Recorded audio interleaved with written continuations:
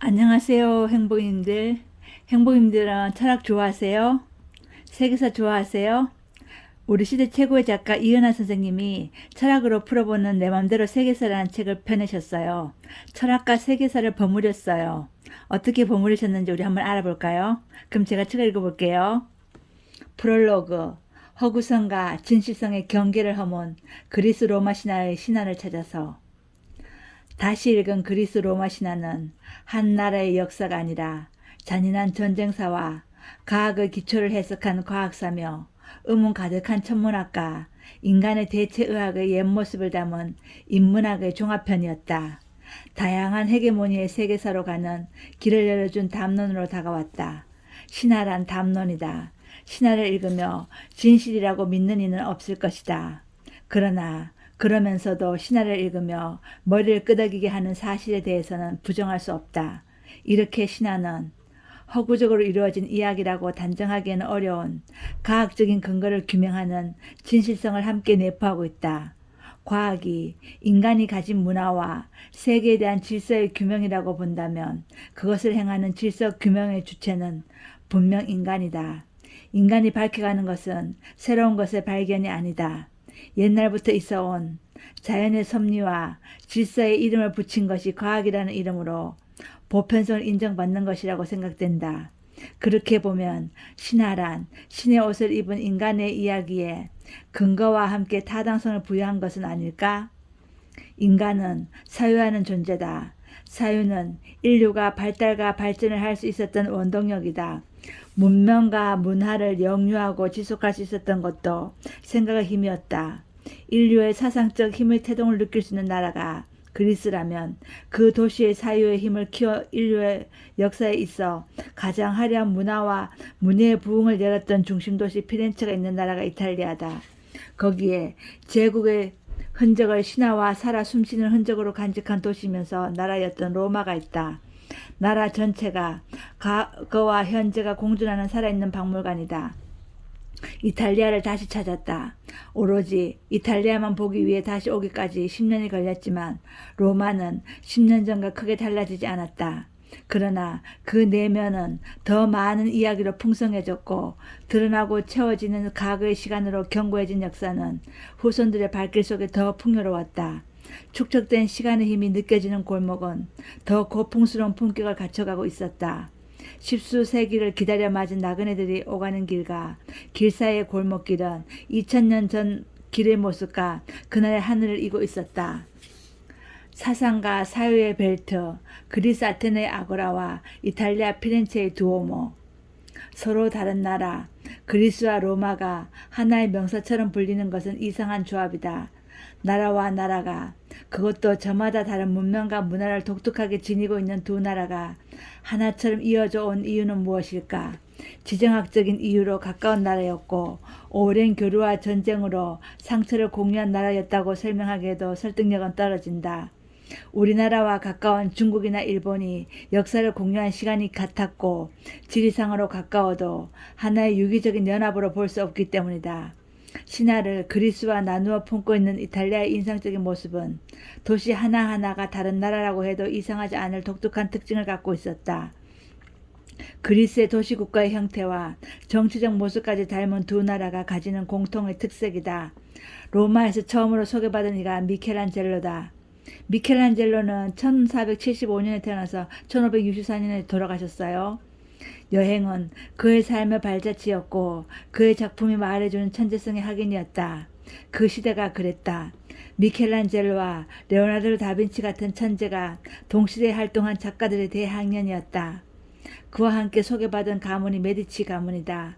천재성을 발견하고 후견인으로 철저하게 뒷받침해준 가문이 있었기에 천재아가 미켈란젤로가 있었다. 아니, 조각가로 불리기를 더 좋아했던 미켈란젤로는 조각가이며 화가였다.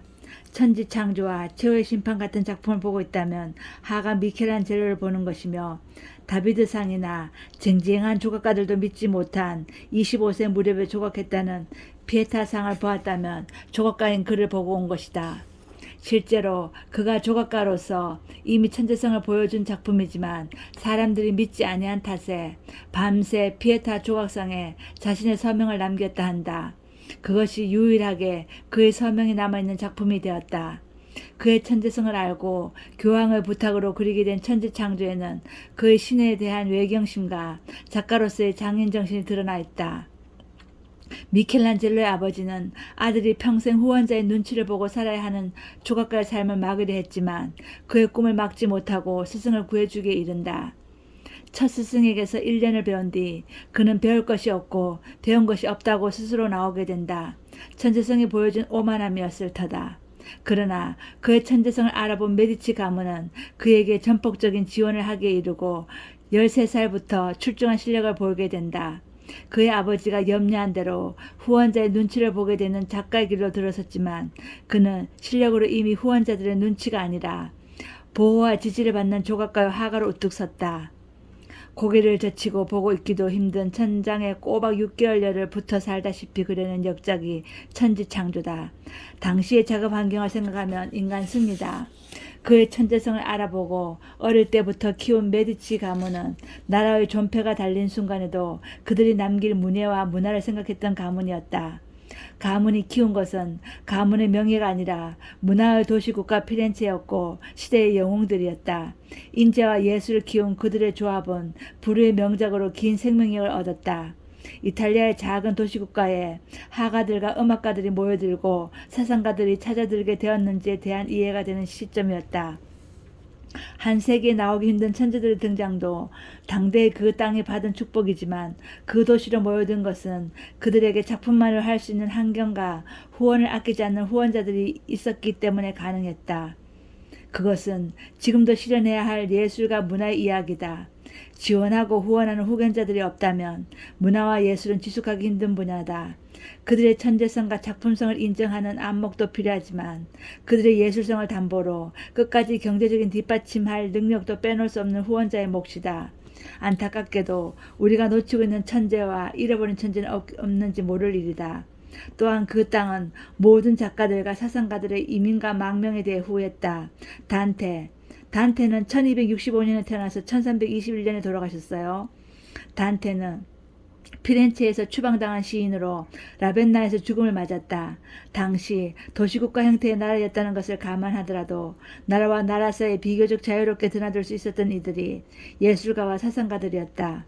그들의 사상과 예술을 통했던 사회라면 어디라도 갈 수 있었고 자유롭게 자신의 작품 활동을 할 수 있었던 토양이 단테라는 걸출한 작가를 배출한 셈이다. 그가 당시 자신의 성장과 정치적 경험을 토대로 쓴 신곡은 여행하는 형식을 취한 우화다. 또한 당대의 성서를 기록한 언어인 라틴어를 쓰지 않고 시어로 이탈리아를 씀으로써 이탈리아어가 수백 년 동안 서유럽에서 문학어로 쓰이게 되는데 기여하게 된다. 그의 주요한 이론적 저술에는 수사론에서 도덕과 철학에서 정치 사상에 이르기는 박학다식한 면모를 보여준다. 그의 조국은 아니지만 그는 그곳에서 모든 찬사와 존경을 받는 인물이 되었다. 단테를 작가로 만나는 많은 이들이 집마당을 채웠다. 문학작품만으로도 나라를 살릴 수 있는 힘이 작가에게 있었다. 섹스피어가 그린 도시와 로미오와 줄리엣이 살린 도시가 그런 것처럼 어느 도시를 가든지 두오모가 있고 모든 길은 중심 두오모로 통했다. 실제로 두오모는 성당이 아니라 둥근 돔을 의미한다고 한다. 그리고 도시 중앙이나 가장 좋은 위치에 성당은 자리했다. 골목길과 큰 길이 만나는 지점이었고 국가의 중심이 된 중심 두오모는 모든 힘의 결집이었고 도시의 상징이었다. 민주주의의 맹아가 싹텄던 그리스의 광장 아고라처럼 그리스의 아고라는 도시국가 폴리스 안에서 시장과 광장의 역할을 담당하는 주요 장소였다. 재판이 열리기도 하고 투표를 하기도 하는 정치적인 장소이기도 했지만 사람이 사용하는 공공장소였다. 도시에서 신장과 군사시설이 있는 아크로폴리스는 국가의 중심이다. 당시 유명한 폴리스로 아테네와 스파르타 등을 기억한다. 폴리스 국가는 인구 5,000명을 넘는 경우가 힘들었다.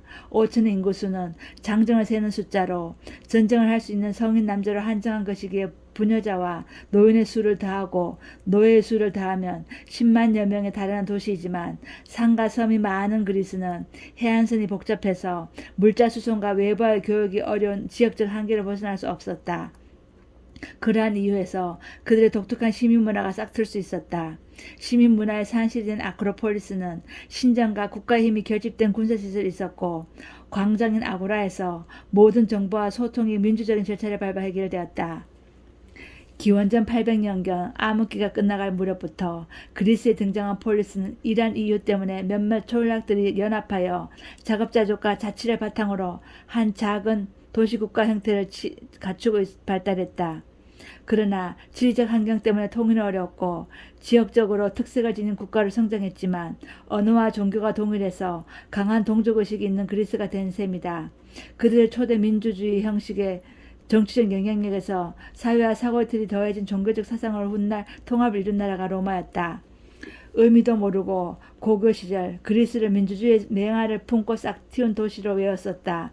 무소불위의 힘을 휘둘렀던 로마 황제 이야기와 함께 모든 길은 로마로 통한다고 정의되는 로마 제국의 힘도 그대로 받아들여야 했다. 그 사이에 숨어있는 그들의 힘을 유지시켜 온 아테네의 사상적 자유와 공화정의 정치 형태를 유지시킨 사람들 이야기를 연결하기까지는 한참 지난 후였다. 민주주의의 꽃을 피웠던 그리스의 아테네 폴리스의 힘과 국가가 공화정의 형태로 정치를 이끌어간 힘은 시민의식이 결정적이었다. 그들에게는 광장인 아고라와 성전인 두오모가 시민정신과 정서의 공유를 지탱해온 사고와 사회의 벨트였다. 그들의 사유와 사고의 자유는 확장되어 예술 분야에서 인문화의 꽃을 피웠고 신화를 다시 썼으며 신화 속의 인물들을 부활시킨 명작을 남겼다. 르네상스 시대다. 그리스는 기원전 800년경부터 문화가 꽃을 피웠죠.